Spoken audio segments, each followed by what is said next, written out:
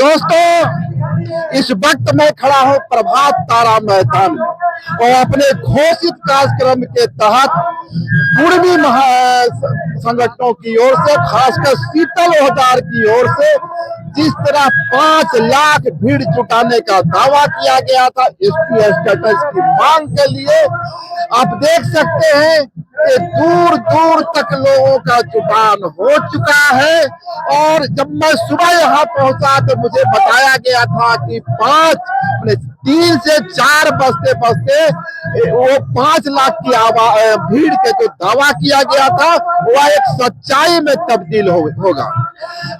निश्चित रूप से 5 लाख की भीड़ नहीं है, लेकिन इतना जरूर कहा जा सकता है कि कुर्मी समाज ने अपनी पूरी ताकत लगा दी है। जिस तरह से उनकी ओर दावा किया गया था तो एक बड़ी भीड़ के साथ रांची पहुंचेंगे, ये आज की बात नहीं है। करीबन 4 माह पहले जब कुर्मी जाति की ओर से एसटी स्टेटस की मांग की गई थी तो विभिन्न आदिवासी संगठनों की ओर से पूरे झारखंड में से विरोध की खबरें आई थी और इसी प्रभात तारा मैदान से कुर्मी समाज को चुनौती दी गई थी कि आपकी मांगे कभी पूरी नहीं हो। कुर्मी समुदाय की जो एसटी स्टेटस की मांग है, जिसके लिए कुर्मी समुदाय रेल टेका का कार्यक्रम करता रहा है और इस बार तो उनके रेल टेका के कार्यक्रम के बाद आदिवासी संगठनों की ओर से जबरदस्त प्रतिक्रिया आई। एक दावा यह भी आया कि देख सकते हैं हाथ उठे हुए चेहरे, शीतल ओहदार का भाषण, मंच से जब भाषण होता है और शीतल ओहदार जिंदाबाद की नारेबाजी हो रही है, यह भीड़ जो है हाथ उठा करके इस बात की तस्दीक कर रही है कि कुर्मी समुदाय शीतल ओहदार के उस मांग के साथ खड़ा है जिसके लिए माने जो शीतल ओहदार की जो मांग है, कुर्मी समुदाय की जो मांग है, एसटी स्टेटस की जो मांग है, कुर्मी समुदाय उसके साथ खड़ा है। तो मैं कह रहा था कि इसी प्रभात तारा मैदान से कुर्मी समुदाय को चुनौती दी गई थी और आज इसी प्रभात तारा मैदान से कुर्मी समुदाय ने अपनी ताकत को दिखलाने की कोशिश की। इस वक्त हमारे साथ देख सकते हैं कुर्मी समुदाय के तमाम चेहरे हैं। देखिए अलग एक नजारा है, ये मुर्गा जो आदिवासियों की पहचान रही, आदिवासी संस्कृति की पहचान रही है, तो लाल लाल मुर्गे भी इधर हैं। पहले आप लोग किस लिए यहाँ आए? कुर्मी एकता को दिखाने के लिए। कुर्मी विभाजित कहाँ है? कुर्मी विभाजित है क्योंकि 100 साल से कुर्मियों को महतो, ओहदार, थानदार, दीवान, चौधरी, आप देखिएगा करीब 14-15 तरह का टाइटल लेके कुर्मी और ये बांटा गया है। आप यहाँ बैनर में देख रहे हैं कि यहाँ कुर्मी शब्द लिखा गया है और गांव से जो बैनर आया है उसमें कुर्मी और कुर्मी लिखा गया है। तो आप इसके माध्यम से देख सकते हैं कि अभी भी हम लोग को समाज को एकजुट करने की बहुत ज्यादा आवश्यकता है। इस बैनर के माध्यम से, शीतल जी के माध्यम से प्रयास किया गया कि एक शब्द जो हमारा मूल शब्द है कुर्मी, उस पर हम सहमति बनाए। इसके लिए यह रैली आई। शीतल जी तो खुद भी कुर्मी और कुर्मी दोनों लिखते रहे। यही दबाव है क्योंकि मैं आदिवासी कुर्मी समाज का केंद्रीय महासचिव, आदिवासी कुर्मी समाज का, हाँ, आदिवासी कुर्मी समाज का केंद्रीय महासचिव। हम लोग समर्थन इसलिए हम लोग दबाव यही बनाते शीतल जी पर, अगर आप ऑब्लिक रखिएगा तो हमारे एक भी लोग यहाँ पर शामिल नहीं होंगे। नतीजा आप रिजल्ट देख रहे हैं कि वहाँ जो मूल बैनर है उसमें कुर्मी से सिर्फ लिखा गया है, ऑब्लिक नहीं है, कुर्मी शब्द नहीं है। फिर सवाल तो ये उठता है ना, अभी देख रहे हैं शीतल ओहदार जिंदाबाद, ये शीतल ओहदार जिंदाबाद क्यों, कुर्मी समुदाय जिंदाबाद क्यों नहीं? यहाँ देख रहे होंगे मंच संचालन का व्यवस्था को आप देख रहे होंगे कि अभी एक खाली शीतल ओहदार जिंदाबाद वहाँ नहीं हो रहा है, वहाँ और भी जिंदाबाद हो रहा है। संचालन आप कुर्मी महासभा के आदिवासी महासभा, कुर्मी आदिवासी महासभा के महासचिव, आपको उस मंच पे स्थान क्यों नहीं मिला? देखिए, हम लोग मंच पर स्थान, हम जो संगठन बनाए हैं मंच पर स्थान पाने के लिए नहीं, अपने समाज को बिगड़ी हुई व्यवस्था को सुधारने के लिए, और जहां से हम व्यवस्था को सुधार पाएंगे हम वहां पर ही उपस्थित रहेंगे। क्योंकि हमारे आम लोग मूल बात को नहीं जानते हैं। मंच वाले लोग तो बिगड़े हुए है ही। मंच वाले लोग अगर सही रहते तो हमारा इतना MP MLA या जो भी राजनीतिक मंच पर हमारा नेतृत्व कर रहा है वो हमारा कुर्मी समाज को समझ ही नहीं पाया। इसका मतलब मंच पर जो लोग हैं वो भी उसमें भी बिगड़े हुए लोग हैं। देखिए मेरा नारा जय ग्राम का है। मंच पर ज्यादातर लोग जय श्री राम का नारा लगाते हैं। अभी तक अब जय ग्राम का नारा वहां नहीं सुनाई पड़ रहा है। आपका नारा जय ग्राम का है और मंच पर जय श्री राम। दोनों में भेद है। हम हिंदू नहीं है लेकिन मंच के ज्यादातर लोग हिंदुत्व का समर्थन करते हैं और उसका हम लोग विरोध करते हैं, इसलिए मंच से नीचे हैं। कुर्मी समुदाय हिंदू है या आदिवासी है? हम आदिवासी हैं, हम हिंदू नहीं हैं। पर मंच पर जितने चेहरे हैं आप जानते हैं कि वे तो सब हिंदू धर्म के धर्मवाहक हैं। 100 साल तक विभिन्न संगठनों के माध्यम से, विभिन्न राजनीतिक नेताओं के माध्यम से ये हमारे बीच में भ्रम फैला दिया गया कि हमारे लोग अपना असल चीज से दूर चले गए। असल चीज क्या है? कुर्मी समाज वास्तव में खुद नेतृत्व करता है, किसी के नेतृत्व के आगे आप देखते हैं झारखंड सरकार भी करीब सैकड़ों जातियां हैं जिसमें एक जाति के नाम के बगल में महतो शब्द लिखता है। यानी झारखंड सरकार भी और केंद्र सरकार भी हमको महतो मानती है। महतो कौन? जो माननीय व्यक्ति है, जो हमारे जाति के साथ सबने जो मूल शब्द है वो महतो है। और आप तो माननीय व्यक्ति है। आदिवासी समाज को निम्न समझा जाता था तो आपको महतो की है क्यों करना चले? देखिए आदिवासी समाज को निम्न जो समझता है उससे बढ़कर बेवकूफ कोई नहीं है।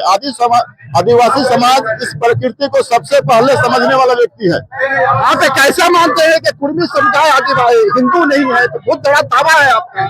हिंदू इसलिए नहीं कि हिंदू जैसे वो धर्म में हम आते हैं तो वहाँ धर्म के अंदर ये कानून है, संपत्ति का जो उत्तराधिकार कानून है वो हम पर लागू नहीं होता। इंडियन सेशन एक्ट 1965 हम पर लागू नहीं होता है, हिंदुओं पर लागू होता है।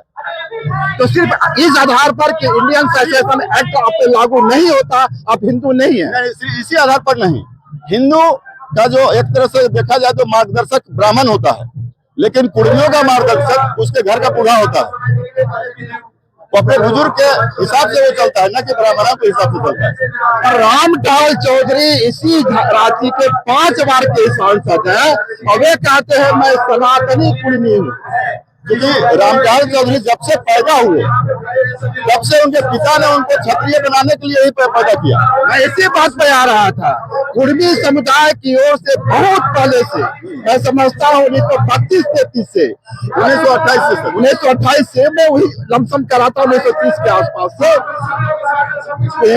क्षत्रिय होने की दावा किया जाता रहा है। तो कहाँ क्षत्रिय होने का दावा, कहाँ आदिवासी होने की बात, कंट्राडिक्शन नहीं है। ये सिर्फ कुर्मियों की तरफ से नहीं हुआ।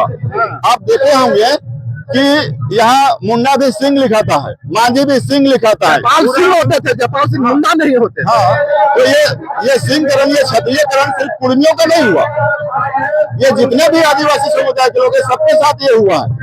इसके पीछे क्या हो सकता, वजह क्या हो सकती है? क्यों एक बड़ा तबका जिसकी जड़ें प्रकृति थी, जो प्रकृति का पूजक था, जिसकी अपनी जीवन पद्धति थी, अपना धर्म था, आखिर वो चाहे आदिवासी हो कुर्मी हो, ये दोनों का हिंदूकरण कैसे हो गए?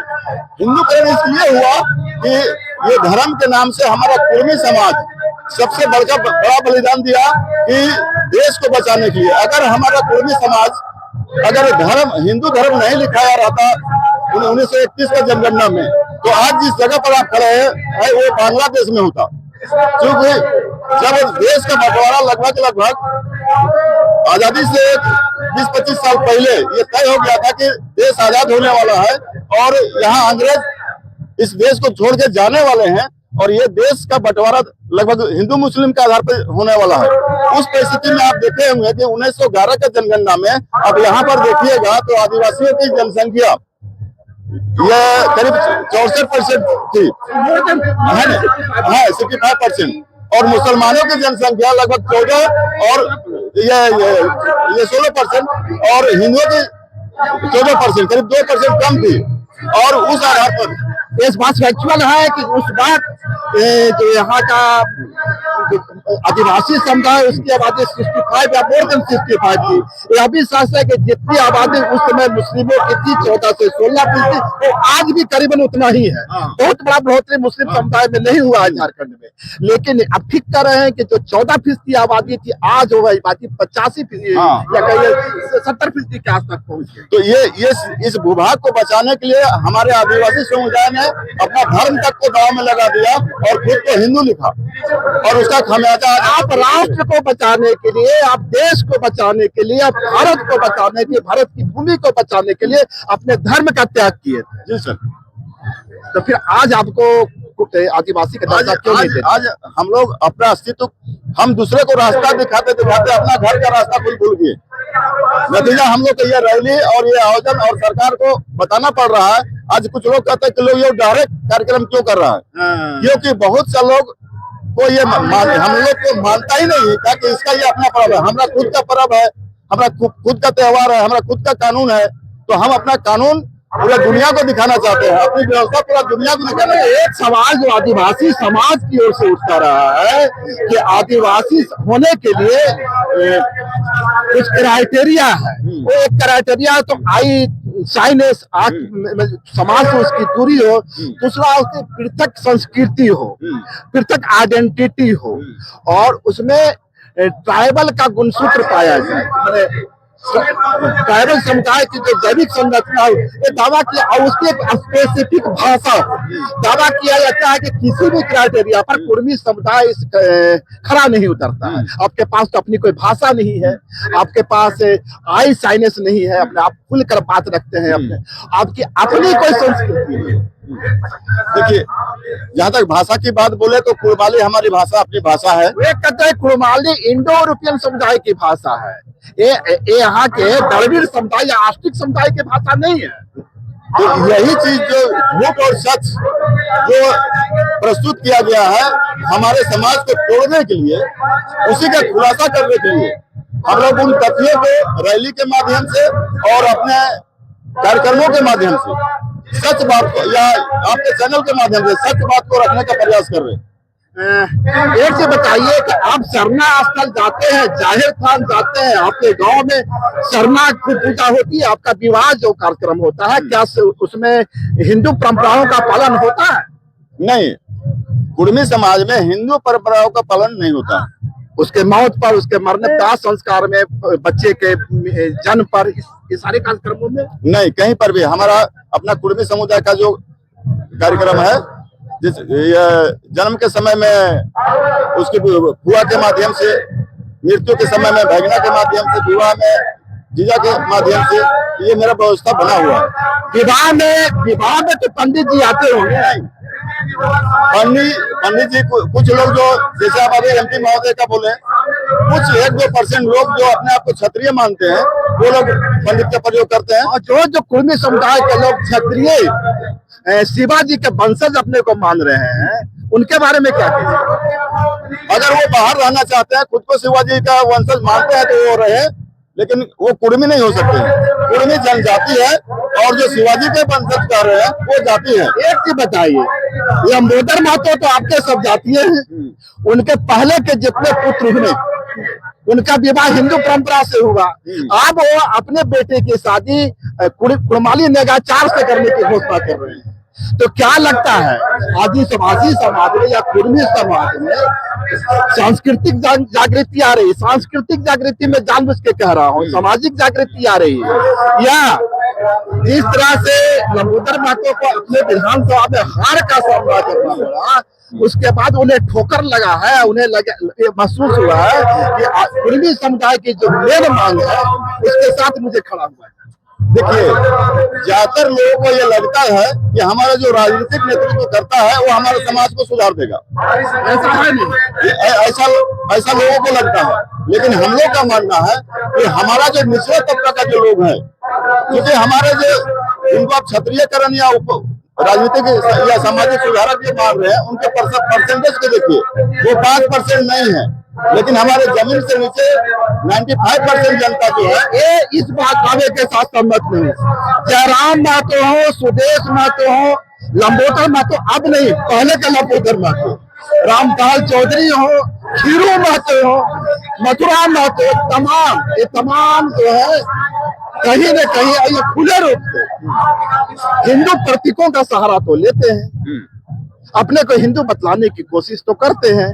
हिंदू प्रतीकों का सहारा ही नहीं, सुबह से शाम तक 24 घंटा हिंदू, ये जब से पैदा हुए तब से वो हिंदू पद्धति के हिसाब से सारा काम कर रहे हैं। क्या कर रहा है? तो हाल में ही उनका आवास मिला, उसका भाई शानदार पूजा हुआ, रीति भोज हुआ, और एक तरफ कुर्मी समुदाय कहता है कि हम हिंदू ही नहीं। देखिए, राजनीतिक करने वाले लोग हमारे समाज का अगुवा नहीं हो सकते। वो राजनीतिक अगुवा हो सकते हैं, समाज का अगुवा नहीं हो सकते। समाज को समझने के लिए समाज के साथ उठना बैठना पड़ेगा। देखिए, एक बड़ी बात यह आ रही है, क्या नाम बताया अपना? जगेश्वर महतो नागवंशी। जगेश्वर महतो नागवंशी जी का दावा है कि जो मंच है, मैं चाहूंगा अपने सहयोगी साथी से कि एक बार फिर से उस मंच को दिखला दें। तो वो जो मंच है, उस मंच पर जय श्री राम कहने वालों की भीड़ है, जय श्री राम कहने वाले राजनीतिक कार्यकर्ताओं की मौजूदगी है, और दूसरी तरफ ये आदि कुर्मी समुदाय है, और ये कुर्मी समुदाय की अपनी परंपरा है, अपनी संस्कृति है, अपना सामाजिक संरचना है, और वह विशुद्ध रूप से प्रकृति पूजक है।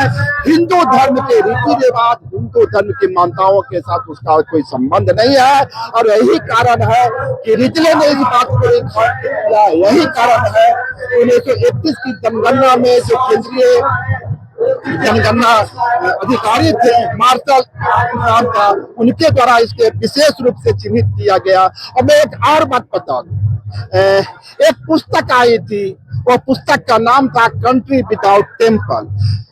कंट्री विदाउट टेम्पल में दावा किया गया है कि जहांगीर और उसके बाद तक ये जो पूरा जो झारखंड का इलाका था, नागपुर का इलाका था, वहाँ कहीं मंदिरें नहीं हुआ करती थी।